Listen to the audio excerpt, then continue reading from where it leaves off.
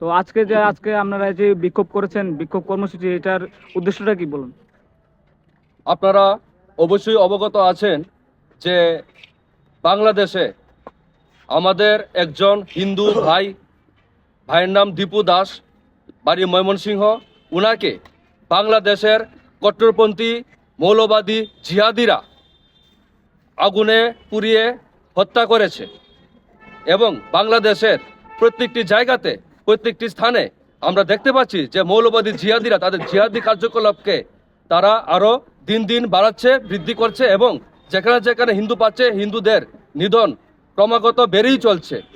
আমরা হিন্দুরা আজকে ভারতবর্ষের মাটিতে আমরা ত্রিপুরা থেকে সরব হয়েছি যে এই বাংলাদেশের এই ধরনের হিন্দুদের উপর নির্মম অত্যাচারের বিরুদ্ধে আমরা সরব হয়েছি।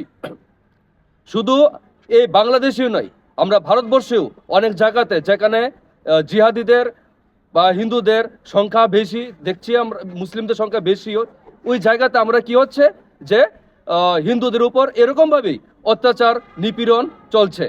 তো আমরা ভারতবর্ষের মাটিতে, শুধু ভারতবর্ষের মাটিতে নেই, আমরা হিন্দু সমাজ আমরা একত্রিত হয়েছি।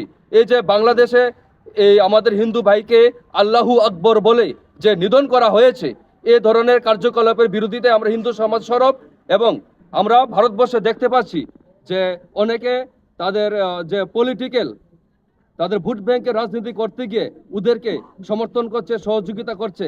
আমাদের প্রশ্ন যে আপনারা যারা ভোট ব্যাংকের রাজনীতি করছেন, যে আপনারা হিন্দু সমাজের পক্ষে আমরা কতটুকু কথা বলেছেন বা হিন্দু সমাজের পক্ষে কতটুকু আছেন, সে নিয়ে প্রশ্নচিহ্ন তুলতে চাই। এবং আমরা মৌলবাদী জিহাদিদের উদ্দেশ্যে বলতে চাই, তাদেরকে হুঁশিয়ারি দিতে চাই, আমাদের হিন্দু সমাজ, আমাদের ভারতবর্ষের হিন্দু নাগরিক সমাজ, আমরা এ ধরনের অত্যাচার আমরা সহ্য করব না।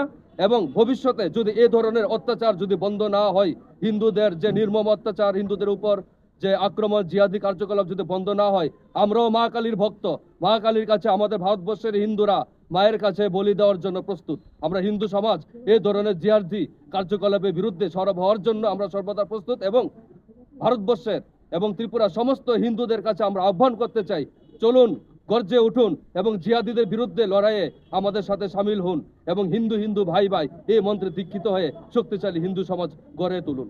জয় শ্রীরাম।